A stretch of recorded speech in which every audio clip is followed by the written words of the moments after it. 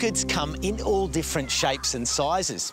In fact, orchids are one of the largest plant families in the world. But Clarence has only got one type on his mind, native orchids.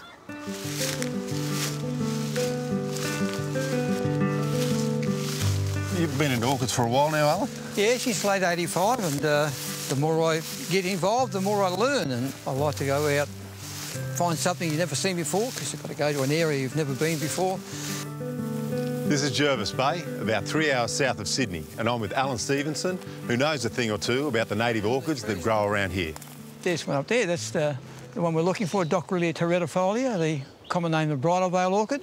Nice looking orchid, that one. That's a nice looking by anybody's standards, I think. And when you see a plant that's a couple of metres long, it's a really stunning sight, I think. And this time of the year, all the coastal lakes in New South Wales, you'll find these things on these trees. We have so many different landforms in the Shoalhaven. We have escarpments and rainforest and wet and dry forest and heathland. So the 143 orchids we have here can find a home somewhere in that for sure.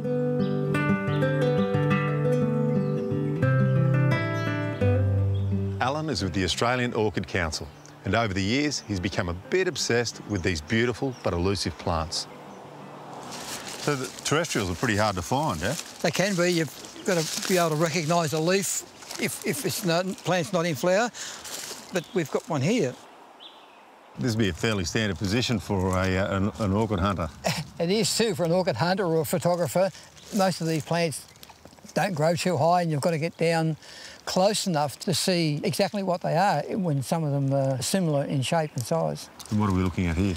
This is Pterostylis nutans, the common nodding greenhood. It's a rosette pterostylis. You can see the rosette, and it flowers from the centre of the rosette. And you can see the hood itself, it's almost see-through, isn't it? Well, that's right, it is translucent, and it's a feature of it. It's a single flower one. There's another multi-flower species quite nearby. It's a Bunychilus longifolius, but still in the wider greenhood group. And this sort of area here, it's not real nutrient-rich by the looks of it.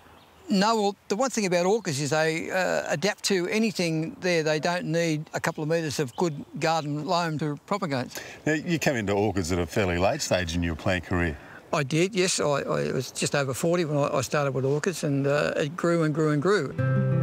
And I joined the local orchid society, and about 15 months later, the Orchid Society of New South Wales was starting orchid judging courses.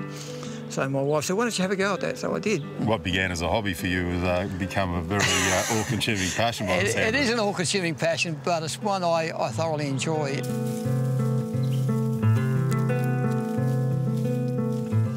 This looks like another epiphyte here, Alan. It is close. This is the Tropolis amia, the ironbark orchid. They're a long way up, aren't they? Lots of air movement up there and a bit of sunlight, even though they're on the southern side of the tree. And so the height, I guess, gives them a bit of an opportunity to spread too, It does. When the plant gets pollinated, the seed capsules are wind dispersed and they settle on that tree because they're happy with the fungus that the tree produces. And specific to the ironbarks? Specific to the ironbark, yes. So these particular trees, they won't shed their bark either, will they? Never shed their bark. They'll stay there all the time. It's permanent. The eucalypts throw their bark off every other year or so, and no sensible orchid is going to live there where they're going to kick their house and home.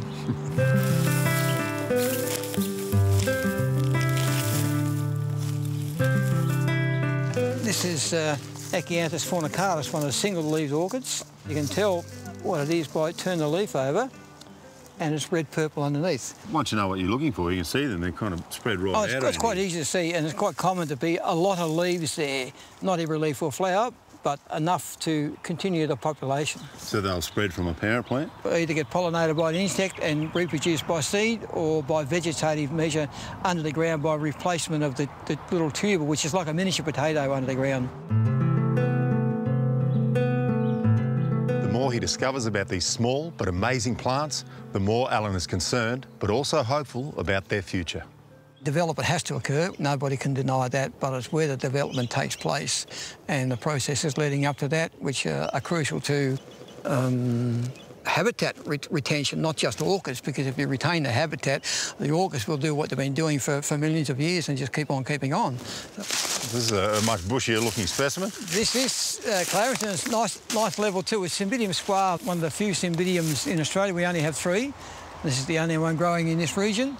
And you'll find this in the forks and... In the forks, in the hollow part of a tree, whether it's a cut-off stump, a fallen log, or even a mature tree with a hollow in it, this will find a home in there. So that heartwood of the tree, the heartwood stays at the right moisture all the time. So it's not flowering at the moment, but what colour flower would we be looking at here? It's a greeny-brown flower, a pendulous thing that hangs down.